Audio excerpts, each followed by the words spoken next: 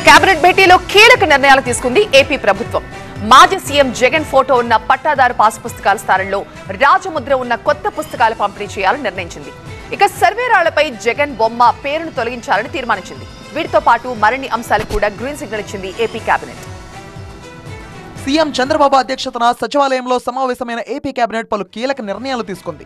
స్థానిక సంస్థలు, సహకారం సంఘాల ఎన్నికల్లో 3 పిల్లలు ఉంటే పోటీకి అనర్హులు అనే నిబంధనను రద్దు చేస్తూ మంత్రివర్గం తీర్మానించింది. కొత్త మద్యం పాలసీ రూపకల్పనకు కేబినెట్ ఆమోదం తెలిపినట్టు మంత్రి పార్థసారథి తెలిపారు.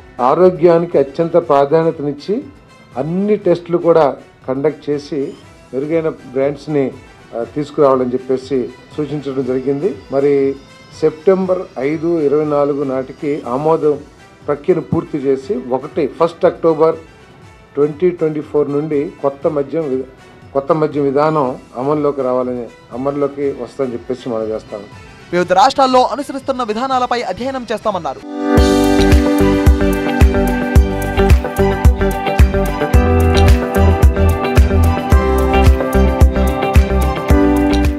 అక్టోబర్ 1 నుంచి ఏపీలో కొత్త మద్యం పాలసీ అమల్లోకి వస్తుందన్నారు. రాష్ట్రంలోకి అక్రమ మద్యం రాకుండా చర్యలు తీసుకుంటున్నామన్నారు. ఇక మాజీ సీఎం జగన్ ఫోటోతో ఉన్న పట్టాదారు పాసు పుస్తకాల స్థానంలో రాజముద్ర ఉన్న కొత్త పుస్తకాలు పంపిణీ చేయాలని మంత్రివర్గం నిర్ణయించింది. సర్వే రాళ్లపై జగన్ బొమ్మ పేరును తొలగించేందుకు మంత్రివర్గం నిర్ణయించినట్టు మంత్రి పార్థసారథి వివరించారు.